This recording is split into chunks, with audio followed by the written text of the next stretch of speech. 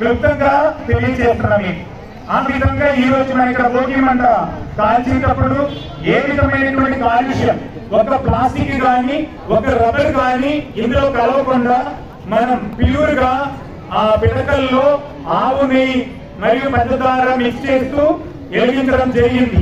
ఇదే ఆనవాయితీ ప్రతి ఒక్కరు ఫాలో అయితే కనుక మనం సమ్మర్ వచ్చేటప్పుడు అయ్యో తట్టుకోలేకపోతున్నాం అని అనడమే తప్ప మన ఓజోన్ లేయర్ లో వచ్చినటువంటి ఆ డ్యామేజ్ ని రెక్టిఫై చేయడానికి మనకి ఏమంటారు కార్బన్, అసలు సిసలైనటువంటి కార్బన్, చార్కోల్ నుంచి వస్తున్నటువంటి ఆ కార్బన్ అనేది రిలీజ్ కావట్లేదు.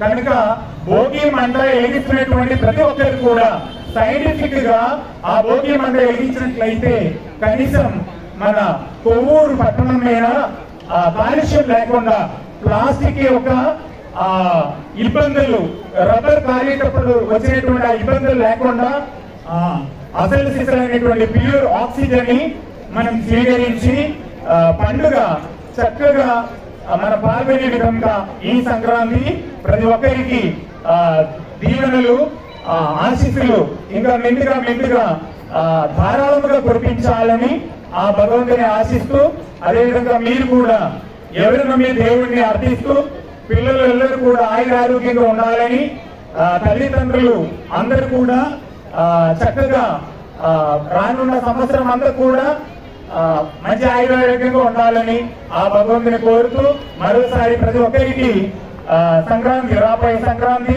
శుభాకాంక్షలు, పండుగ శుభాకాంక్షలు తెలియజేస్తున్నాము. రేపటి నుండి మన స్కూల్ నందు సెలవు ప్రకటిస్తున్నాం.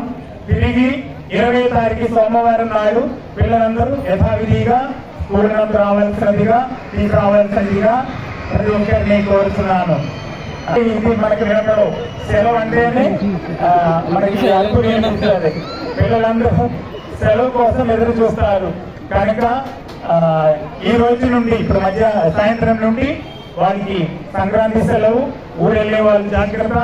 పిల్లలకి ఎక్కడ పడితే అక్కడ పంపించి కాలుష్యమైనటువంటి ఆహారం తీసుకొని దయవుంచి పిల్లలు ఎవరికి కూడా ఫుడ్ పాయిజన్ వచ్చి హాస్పిటల్ పాలయ్యే విధంగా చేయవద్దని మరోసారి మనవి చేస్తున్నాం.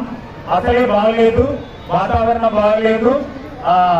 ఏ హాస్పిటల్ చూసినా మనకి ఇప్పుడు దాకా వినలేనటువంటి జబ్బుల యొక్క పేర్లే వినిపిస్తుంది.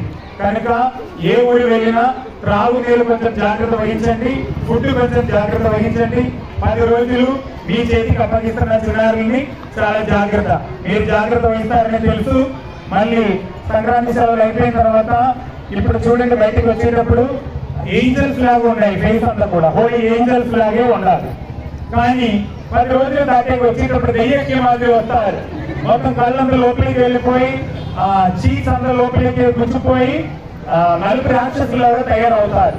కాబట్టి ఆ విధంగా తయారవకుండా దయవుంచి ఆరోగ్యమే మహాభాగ్యం.